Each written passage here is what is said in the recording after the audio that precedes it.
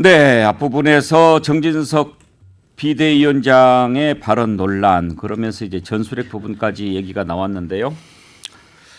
조금 국민들이 알아듣기 쉽게 설명할 것을 원합니다. 그래야 제대로 알고 생각을 정리하지 않겠습니까? 실성사이다님, 재밌네요. 실성사이다. 예, BHC 치킨 쿠폰 드리겠습니다. 이런 댓글 주셨어요. 국민이 왜 맨날 맥락을 이해해야 됩니까? 매번 자기들이 망언 던지고 국민 보고 알아서 들으라고 합니까? 그런 의견 주셨는데 장성철 소장, 네. 좀 설명을 좀 해줬으면 좋겠어요. 우리 이렇게 가려고 한다. 근데 이렇게 던지면서 뭐라고 하면은 뭐 경청하고 있습니다. 뭐 자꾸 이렇게 하면 가겠다는 거야, 안 가겠다는 거야. 우리가 알 수가 없잖아요. 저는 이 부분과 관련해서는 대통령과 대통령실에서 야당 당대표인 이재명 당대표에게 현실적인 문제, 북한의 어떤 위협이라든지 아니면은 이 핵 전술핵이라든지 아니면 핵 공유 문제에 관련해서는 충분히 좀 브리핑을 해줬으면 좋겠어요. 야당이 중요한 국정의 파트너잖아요. 외교와 안보와 대한민국을 지키는 군사 문제와 관련해서는 여야가 따로 있을 수가 없습니다. 그래서 이 부분만큼은 본인들의 생각과 판단을 강요하지 말고 제발 야당에 설명을 해줬으면 좋겠다. 브리핑을 통해서 자세하게 설명을 해주면 이재명 당대표가 무슨 극단적 친일 안보 국방 이런 식의 얘기는 안 하실 거예요. 그래서 이 부분은 대통령이 먼저 좀 풀어야 된다라는 좀 생각을 갖고 있고, 저는 이 부분과 관련해서는 대한민국과 국민과 대한민국 민족의 안위와 대단히 중요한 문제잖아요. 결국에는 헌법 72조에 의한 국가 안위에 관련된 중요한 문제는 국민투표에 붙여서 국민의 의견을 들을 수 있게 돼 있지 않습니까? 그 정도일 만큼 상당히 중요한 문제이기 때문에 정진석 위원장이 그냥 지나가다가 그냥 인터뷰하는 식으로 얘기하거나 SNS에 전술핵 문제를 얘기하거나 대통령이 그냥 우리 여러 얘기 듣고 있어요. 이렇게 가볍게 넘길 사안은 아닌 것 같아요. 진중하게 접근을 하고 자세한 설명이 필요하다라고 말씀드립니다. 한반도 비핵화라고 하는 것은 국민투표에 붙일 중요한 사안이다. 이렇게 생각하십니까? 왜냐하면 172조에 의하면 외교, 국방, 통일, 기타 국가 안위에 관한 주요 정책을 국민투표에 붙일 수 있다 이거거든요. 예. 이 정말 핵 문제야말로 국가 안위에 관련한 중요한 문제가 될 수밖에 없지 않습니까? 그래서 국민투표까지 붙이는 거를 생각을 해야지 자신들이 결정하면요. 이건 정권이 흔들릴 문제라고 좀 생각이 듭니다. 저는 생각이 조금 다른데요. 달라요? 예. 물론 이제 굉장히 중요한 문제라는 걸 인식을 하겠는데 사실은 이게 그러면 이제 브리핑 할 게 있는가 야당 대표한테? 저는 있죠. 없다고 봐요. 왜요, 왜? 내용 자체가 없다. 왜 그러냐면 지금 미국에서는 나오잖아요. 그건 한국한테 물어봐라. 그거는 잠깐 대변인님 잠깐만 내가 장성철 소장 뭐 예, 이렇게 들어봅시다. 왜냐하면 내가 전술핵 문제만이 아니라 현존하는 북한의 군사적인 위협이 어떠한 상황인지를 포함해서 자세하게 좀 브리핑을 했으면 그거는 당연히 좋겠다. 동의하죠. 동의하는데 근데 사실은 이걸 국민투표에 붙이냐 마냐 문제는 우리 스스로 뭔가 결정할 수 있을 때, 예를 들어서 우리가 뭐 핵 폐기 이거 문제가 아니잖아요. 그 다음에 어떻게 나갈 거냐 문제잖아요. 전술핵 배치든 독자 핵 개발이든 이거를 우리가 결정할 수 있으면 사실 국민투표에 붙여도 돼요. 근데 국민투표에 붙여서 예를 들어서 우리가 핵무장 하자로 찬성했어요. 그럼 할 수 있어요? 안 되는 거잖아요. NPT 탈퇴해야 되고 그럼 우리가 무역으로 먹고 사는 나라인데 다 이제 굶어 죽게 기업 다 망할 텐데, 그러니까 국민투표 할 수는 있지만 그게 결국 집행력이 있어야 되는데 그 집행력을 우리가 없어요. 그렇기 때문에 사실 하나만한 거죠. 그리고 조금 더 들어보세요. 그 다음에 지금 얘기는 이제 미국의 반응을 보면 기본적으로 이제 우크라이나 사태도 있고 이러기 때문에 한국에 제가 보기에 그냥 우리는 그냥 뭐 전력을 제공하든지 해구산 제공하는 정도로 하지 전술핵이라는 이거는 한국 물어보라는 얘기는 안 해준다는 얘기예요. 왜냐하면 사실은 우린 결정권이 없는데 한국에 물어본다고 우리가 전술핵 배치하겠습니다. 그럼 미국이 배치해 이게 아니잖아요. 그리고 기본적인 전 세계 질서로 봤을 때 우리가 배치하면 당연히 일본 그다음에 대만 순서로 되는 건 뻔히 알 것이고 그럼 안 해준단 말이죠. 그래서 제가 보기에는 우리가 할 수 있는 걸 해야 돼요. 우리 스스로 결정할 수 있는 거 그걸 해나가야 돼요. 그걸 해나가고 나머지 부분에 대해서는 그럼 미국이 뭐 도와달라 이렇게 가야 되는데 우리가 스스로 결정을 해도 미국이 안 하면 못하는 것들은 하나만하다. 그래서 저는 좀 현실적으로 좀 나왔으면 좋겠다고 봐요. 논의를 모아가고 합의를 이끌어내고 어떤 국민들에게 여러 가지 상황을 자세히 설명해 준다는 차원에서 제 말씀드렸던 것이고 이것을 미국과 어떤 협상을 하기 전에 할 수도 있는 것이고 미국과 어느 정도 실무적인 협상을 끝내놓은 다음에 우리가 결정할 수 있는 수준이 되면 그때 국민투표에 붙일 수 있는 거고 어쨌든 국민의 뜻과 생각과 판단을 물어보는 과정은 꼭 있어야 된다는 생각이 듭니다. 예, 아주 두 분 다 정말 중요한 부분 지적해 주신 것 같습니다. 예, 윤경우 의원. 아니 이건 현 변호사 말씀에 핵심이 들어 있는 것 같아요. 이건 우리가 결정할 수 있는 네, 사안이 네. 절대로 될 수가 없죠.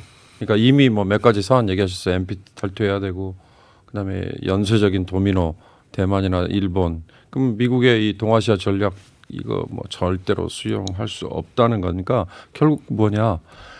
이 전술핵 배치 그다음에 한반도 비핵화 폐기는 국내 정치용이다 이거죠. 이건 순전히 보수 진영이여 집결하자, 결집하자 이런 용도로 얘기하는 거니까 이게 정말 무책임한 얘기예요. 네. 전 이런 식의 얘기가 여당 비대위원장 대표 입에서 나왔다는 얘기는 자칫 잘못하면 주변국들에게 이 빌미가 될 수 있고요. 무시당할 수 있는 얘기다라는 생각이 들어서 정진석 위원장이 공부 좀 하라고 얘기한 거 그 얘기를 제가 지금 반대로 좀 해주고 싶어요.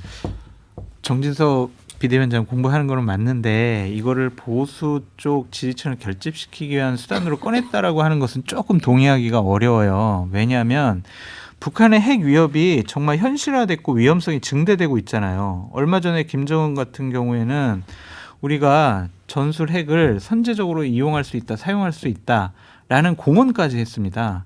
안보 환경이 달라졌죠. 그러한 상황에서 우리가 현실적으로 핵을 공유해야 되느냐, 전술핵을 우리가 도입을 해야 되느냐, 아니면 독자적으로 핵을 개발해야 되느냐, 이런 부분에 대한 화두에 대한 논쟁은 필요해 보인다라고 말씀드려요. 그 부분에서 제가 좀 궁금한 대목이 하나 있습니다. 지금 어느 때보다도 한반도의 긴장이 높아지고 있지 않습니까? 북한이 계속 미사일을 쏴대니까요. 네. 그리고 또 곧 핵실험도 한다고 하고.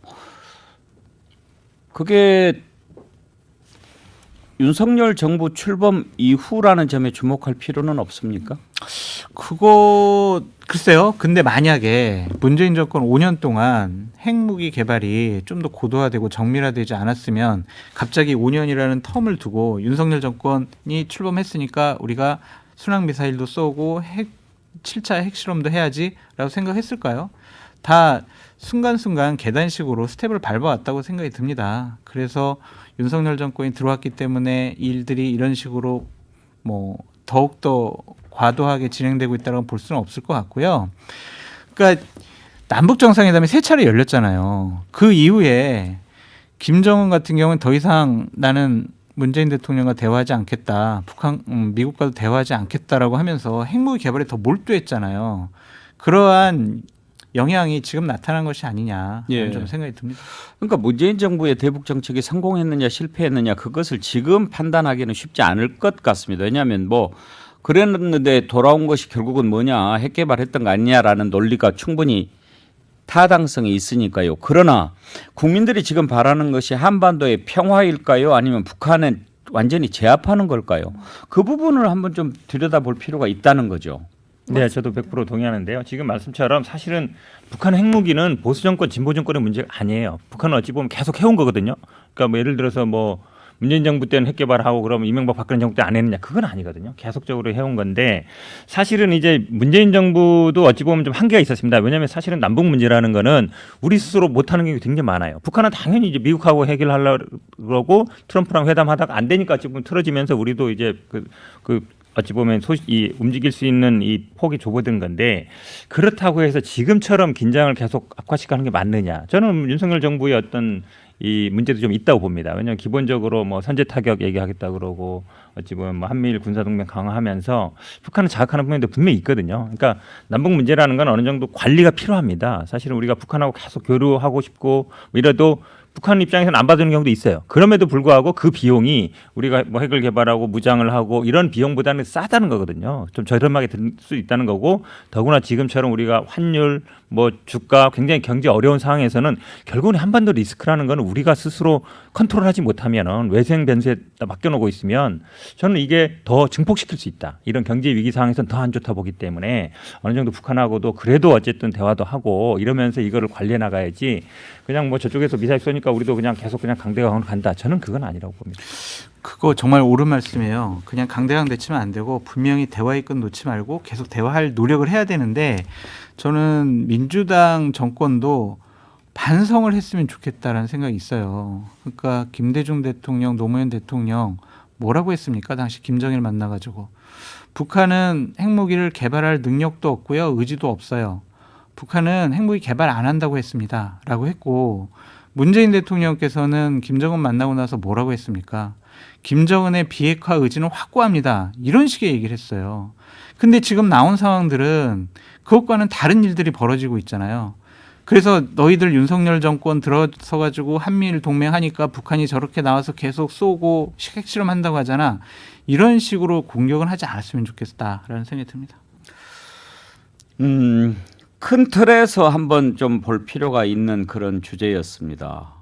단순히 역사 인식 그리고 한미일 군사 훈련에 대한 여러 가지 다른 생각 때문에 촉발된 문제라고 보기에는 지금 이제 전술핵 재배치 한반도 비핵화 문제까지 온 그런 상황에서 봤을 때는 간단히 넘어갈 수 있는 문제가 아닌 것 같습니다. 시간이 되는 대로 또 토론을 해보도록 하겠습니다. 자, 어제 국감 얘기를 좀 해보겠는데요. 이것도 사실 우리가 얘기해왔던 주제와 크게 다르지 않을 수 있습니다. 왜 이렇게 문재인 전 대통령을 공격해 대는가? 김문수 경제사회노동위원장 될 때부터 좀 논란이 있었지요. 정광훈 목사랑 함께 당도 만들고 그동안 아주 극우 보수 발언을 많이 했던 사람을 경제사회노동위원장 앉혔으니까요. 근데 그동안 했던 발언들이 좀 논란이 됐습니다. 윤건영 의원을 향해서 했던 발언 그리고 또 문재인 대통령에 대한 발언 이런 부분들이 정리가 안 됐기 때문에 국감에서 이런 일과 관련해서 논란이 있었습니다. 어제 장면을 잠깐 좀 보실까요? 저희가 대한민국 정통성을 부정하는 종북 김일성주의자들입니까? 지금도 그렇게 생각하세요? 저희 다 그렇다는 게 아니라 일부 그런 그러니까 문재인 경우가 대통령은 있습니다. 종북 주사파라고 생각하십니까?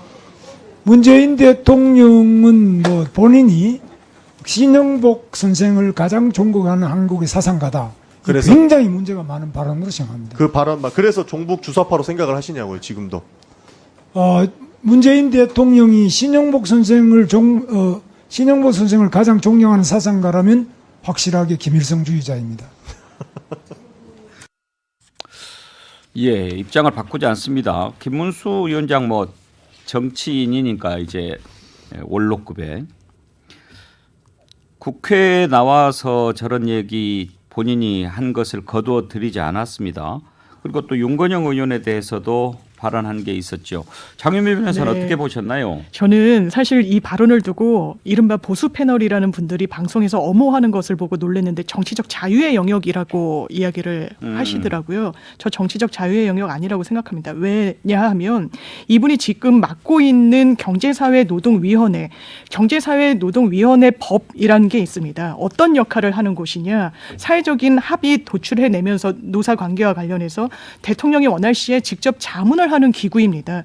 이런 정치적인 편향, 이건 단순히 편향의 문제도 아닙니다. 객관성을 현저히 잃었고 저는 정치인들에 대해서는 100번 양보해서 뭐 할 수 있다라고 한다 치더라도 이 노동계에 대한 시각이 굉장히 왜곡되어 있고 그릇되어 있다라고 생각합니다. 불법 파업을 했을 때 이 부분과 관련해서 손해배상 아주 징벌적인 손해배상이 특효약이다. 집안을 거의 망하게 해야 된다라고 언급한 부분도 있었죠. 이런 부분과 관련해서 노란봉투법 이야기를 계속하는데 저는 국민의힘이 사실관계 오도하고 있다고 생각합니다. 노동관계 노란봉투법은 불법 파업을 옹호하는 법안이 아닙니다. 지금 노동관계 조합과 관련된 법안을 보면 하청업체들은 아예 원청을 상대로 교섭권이 없기 때문에 파업을 할 수가 없습니다. 뭔가 상당성을 현재 잃은 파업 수위가 아니더라도 그냥 불법 파업이 되는 거예요. 이게 과연 맞느냐. 그렇기 때문에 꼬리표처럼 달리는 징벌적인 거의 천문학적 액수의 손해배상을 막 하고 있죠. 이게 건강한 노사관계가 맞느냐. 이런 부분에 대해서 여야가 대화하라고 이런 경제사회노동위원회라는 것도 만들고 위원장 자리에 이런 중량감 있는 과거의 그 의원을 직을 준 거 아니겠습니까? 저는 이 대통령께서 결단해야 되는 그 정도의 사안이라고 생각합니다. 장성철 소장은 김문수 위원장이 왜 그렇게 꿋꿋하게 계속 버틴다고 생각하세요? 본인의 주장이었어요. 계속 지난 시절에 너무 많은 이런 얘기를 여러 곳에서 했기 때문에 본인이 지금 그렇게 생각 안 해요라고 하면은 본인의 과거를 부정한다라고 생각을 할 겁니다.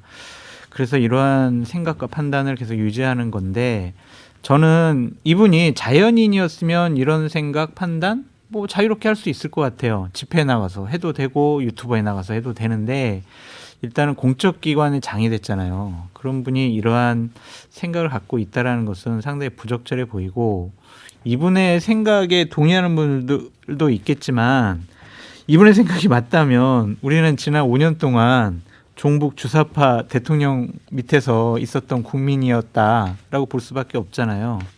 이것은 좀 말이 안 된다라는 생각이 들고 자신이 예전에 했던 편협한 생각을 계속 고집을 하면 이 경사위 이 위원장 자리는 이분에겐 좀 적절하지 않은 것 같습니다. 그래서 저는 장윤미 변호사님 말에 동의를 하면서 이분 그냥 스스로 사퇴했으면 좋겠다라는 생각까지도 해봤습니다. 형은택 부원장, 네. 김문수 위원장이 윤건영 의원한테는 또 종북 본성을 드러내고 있다. 생각과 말과 행동으로 수령님께 충성하고 있다. 이런 얘기를 한 적이 있었나 봐요. 네네. 그래서 이 생각에 변함이 없느냐 그랬더니 뭐 저런 점도 있는 측면이 있다고 생각한다. 또 그렇게 얘기를 했어요. 그렇죠. 그러니까 물론 뭐 나중에 사과하긴 했습니다만 뭐 그런 측면이 있다라고 얘기하면서 또 그런 문제 있는 점이 많이 있다. 그러니까 본인 생각이 안 바뀌었다는 거거든요, 기본적으로. 그러니까 결국은 뭐 주사파하고 주사파는 당연히 뭐 북한의 뭐 수령한테 충성한 거 아니냐. 뭐 젊었을 때 학생운동한 분들 꽤 있는데 사실 그러고 따지면 이분도 노동운동 열심히 하고 뭐 사회주의운동 열심히 했던 분이에요. 사실은 어쩌면 극좌라고 볼 수 있는 분이었는데 이분은 스스로 이제 완전히 이쪽으로 갔는데 본인이 이제 과거에 알았던 그런 뭐 주사파라든지 아니면 운동했을 때 생각들을 그대로 다 갖고 있다라고 생각하시는 것 같아요. 근데 그러면서 이제 비판을 하시는 건데 아니 본인은 이렇게 확 180도 바뀌었는데 그럼 다른 사람들은 그 옛날 60년대 70년대 그대로 머물러 있다고 생각하는 거잖아요. 그러니까 신영복 선생 같은 경우 그렇죠. 이분도 물론 구속되고 이런 일이 있었지만 이분 또 신영복체라 그래서 우리 소주에도 다 처음처럼 그것도 그냥 주신 거거든요. 그럼 그 처음처럼 소주 마시는 분들도 다 그 김일성 도와주고 뭐 이런 사람이 되는 거예요. 그러니까 기본적으로 말이 안 되는 생각을 하고 있어서 저도 뭐 집회 나가서 하는 건 본인 자유니까 할 수 있죠. 유튜브에서 할 수는 있는데 그래도 경산호위 위원장까지 하시면서 이런 얘기를 국회 나와서 한다. 이건 안 맞다고 봐요. 만약에 이걸 그대로 가져가면 아마 윤석열 대통령이나 윤석열 정부의 어떤 기본적인 사상이나 기반이 이런 색을 갖고 있겠구나. 혹간에도 윤석열 대통령이 어떤 유튜브를 많이 본다는 얘기들이 있지 않습니까? 그러면 기본적으로 대통령도 이런 생각을 갖고 있나? 이렇게 생각할 수밖에 없거든요. 저는 빨리 정리해야 된다고 봅니다. 윤경호 의원, 저는 지금도 궁금한 게 왜 김문수 위원장을 경제사회노동위원장 시켰을까? 노동운동해서 그랬을까요? 그게 바로 이제 문제점의 본질일 것 같은데요. 그러니까 극좌에서 극우로의 행태를 지금 보이는 분이잖아요. 그러니까 우리 사회가 이렇게 양극단에 있는 사람들만이 목소리가 커지는 정도로 사회가 거칠어졌다. 이거 아니거든요. 지금은 합리적이고 상식적이고 아주 객관적으로도 판단하는 분들이 점점 가운데로 수렴하는 그런 사회 아니에요? 근데 이런 분이 이렇게 지금 장윤미 변호사 말씀하신 것처럼 어떤 역할을 해야 되는 과거의 노사정의가 바로 이거 아닙니까? 그러면 정부 쪽과 사용자와 노동자들 간의 화합과 타협을 끌어내는데 중재 역할을 하라 이런 자리인데 이렇게 극단적인 생각과 극단적인 언사를 지금도 공직에 와서 하고 있는 분을 왜 임명을 강행했느냐. 이런 불똥이 윤석열 대통령 임명권자에게 갈 수밖에 없죠. 그러니까 본인이 정말로 이런 얘기를 계속 하고 싶고 이 생각을 바꿀 생각이 없다면 공직에 있으면 안 되는 거죠. 대통령실 인사도 그렇고 이렇게 보면 지금 윤석열 정부가 과연 방향성이 어딘가 갸우뚱하게 만드는 부분들이 많습니다. 극우 보수 쪽으로 가는 것인가 그런 생각이 드는 거죠.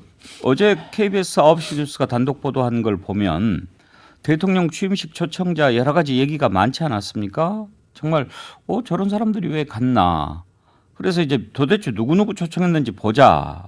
계속 그랬는데 행안부가 계속 말이 바뀌어요. 처음에는 명단 다 파기했다 그랬다가 확실하냐 그랬더니 또 일부는 보관 중이라고 했다가 그것도 국가기록원으로 이관할 거다 그랬는데 현근택 부원장 네.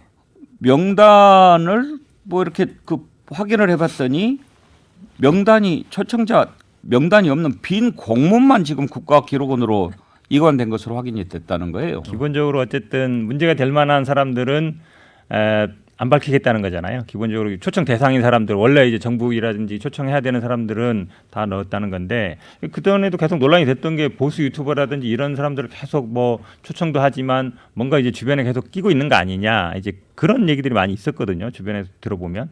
근데 거기서 결국은 이거를 오픈한다는 거는 본인들이 그걸 바꿀 생각이 있고 이 사람들하고 관계를 정리하겠다라는 생각이 있으면 아마 제가 보기에 그걸 밝힐 거예요. 근데 그렇게 안 하겠다는 거거든요.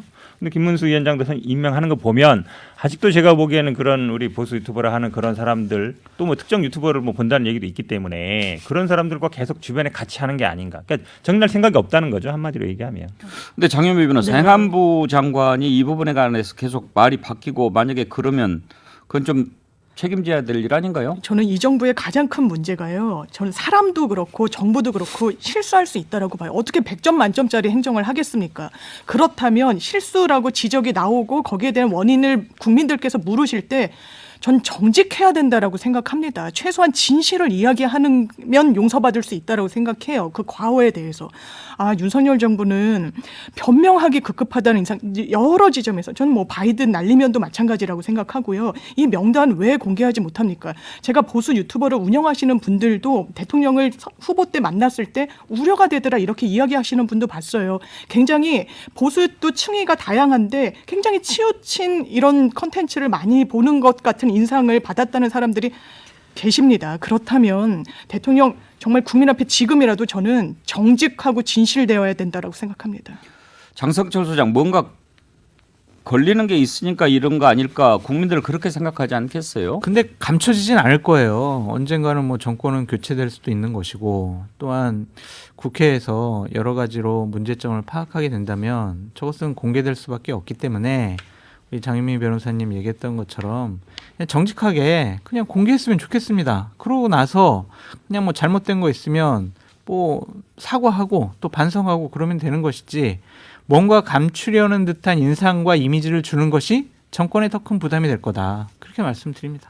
혹시 정부가 국가기록원으로 이관했다라고 이야기를 하는 가장 큰 이유가 현근택 부원장 혹시 네. 국가기록원으로 이관을 하면 네. 뭐 어떤 그 공개하는 시효에 걸리고 그런 문제가 있는 건 아닌가요? 그런 거보다는 아마 이게 처음에 없다고 했을 때는 몰랐는데 나중에 보니까 취임식 명단도 국가기록원에 이관해야 되는 게 국가기록원법에 있기 때문에 예. 이걸 어길 경우에는 또 처벌 규정이 있고 그러다 보니까 이제 이관을 해야 되겠는데 이관하면 나중에 물론 이제 드러나긴 돼 있지만 그러니까 처음에 말이 바뀐 거죠. 그러다 보니까 법적인 처벌도 피하고 본인들의 이것도 밝히지 않고 이제 그러다 보니까 이제 명단을 이제 공란으로 해서 이제 보낸 것 같습니다.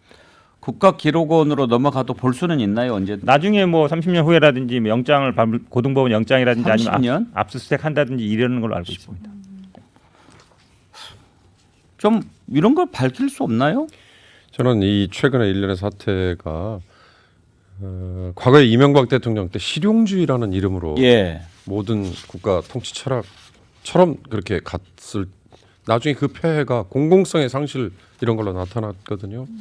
그러니까 어떻게 보면 성과만 따지고 하다가 나타난 이런 것처럼 이번 윤석열 정부도 통치 철학, 기본 철학이 뭐냐라는 거에 대해서 한번 돌아봐야 된다. 이걸 되묻지 않을 수 없어요. 인사도 그렇고 아까 한반도 비핵화 폐기라는 얘기도 과연 기본 철학이 있다면 그렇게 쉽게 할 수 있는 얘기냐라는 것도 전 뭐 국가 기록물 관련 이런 것들도 단순히 취임식에 온 사람들을 감추고 싶어서라다라고 한다면 뭐 정말 아까 앵커 말씀처럼 표피적인 거고요. 이건 통치 철학에 전부 다 연결이 되는 문제가 아닐까라는 생각이 좀 듭니다. 보수의 심장 장성철 소장한테 한번 물어봅시다. 장 소장께서 생각하시는 윤석열 정부의 이념 성향은 어느 쪽인 것 같습니까? 저는 처음에는 공정상식을 내세워서 이건 중도가 아니냐라는 좀 생각도 했는데 결국에는 좀 자꾸 오른쪽으로 계속 가시는 것이 아니냐라는 생각이 들고 극우 유튜버들의 영향을 많이 받는다라고 볼 수밖에 없는 상당히 이상한 일들이 많이 벌어지고 있다라고 아직은 극우 보수는 아닌 것 같지만 그쪽으로 가는 것 같다 이런 많이 진단이십니까? 가고 계시죠. 예. 알겠습니다. 오늘 여기까지 하죠. 자연주의 화장품 글래무어 클렌징 폼 받으실 분 문자 메시지로 보내주셨는데요. 9924 쓰시는 분 이렇게 하는데도 북한이 계속 미사일 날리면 쪽팔려서 어떡하냐. 일본이 우리나라에 들어와서 우길기 휘 바이든 어떡하냐. 네, 상품 드리도록 하겠습니다. 네 분 오늘 수고하셨습니다. 감사합니다. 고맙습니다. 감사합니다. 1번지 내일 오전 11시에 다시 찾아뵙겠습니다.